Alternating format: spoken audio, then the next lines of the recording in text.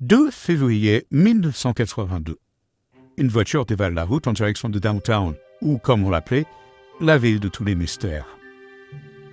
À son bord, Ryan, un jeune détective qui a été appelé là-bas. Ryan venait d'un endroit où il y avait bon nombre d'histoires sur cette ville. Autant vous dire qu'il n'était pas franchement rassuré à l'idée d'y aller. Par peur, Ryan était accompagné par son collègue, Tom. Ils prirent la route en direction de la ville. Le motif de leur venue ? Les habitants ont signalé un cas de disparition dans la forêt. Cette foutue forêt qui entoure Downtown.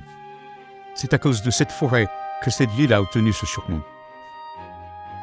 Une fois en ville, les deux policiers se dirigent à la mairie. Là-bas, le maire et un autre homme en costard, que Tom croyait être l'adjoint, sortit et les rejoint.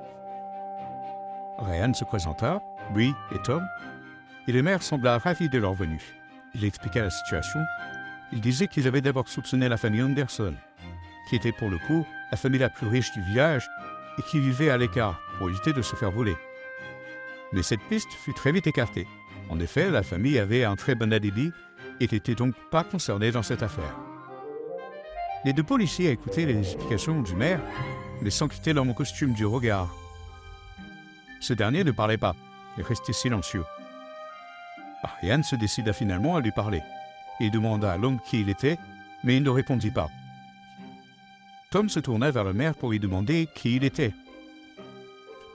Mais le maire poursuivit ses explications sur le déroulé de la mission, sans toutefois donner la moindre information sur l'homme. À mesure où il parlait, le maire les conduisit vers l'hôtel. Il leur expliqua que malheureusement, les nuits passées à l'hôtel seront à leurs propres frais. Autrement dit, c'est à eux de payer l'hôtel. L'hôtel était miteux. Le sol et les murs étaient mal entretenus. À mesure où il avançait, rien n'était pas à son aise. Il avait un mauvais pressentiment qu'il n'arrivait pas à expliquer. Pour ne pas passer pour un idiot, il expliqua à Tom qu'il trouvait l'hôtel franchement dégueulasse et qu'il n'avait pas envie d'y rester bien longtemps. Tom haussa les épaules. Il s'installa dans sa chambre et laissant Ryan seul dans le couloir lugubre et assombri par la nuit. Il se disait que s'il devait rester une nuit de plus dans cet hôtel, il partirait dans la nuit. Pendant la nuit, Ryan se réveilla en sursaut. Il s'assit sur son lit, essayant de trouver la raison de son réveil si soudain. Et soudain, il entendit un cri dehors. Il se rhabilla, prit sa lampe de poche et sortit. Dehors, il faisait froid. Ryan était tellement concentré par la provenance du cri qu'il oublia de prévenir Tom. Soudain, il vit une masse passer devant son faisceau de lumière. Dans la panique, Ryan tomba en arrière.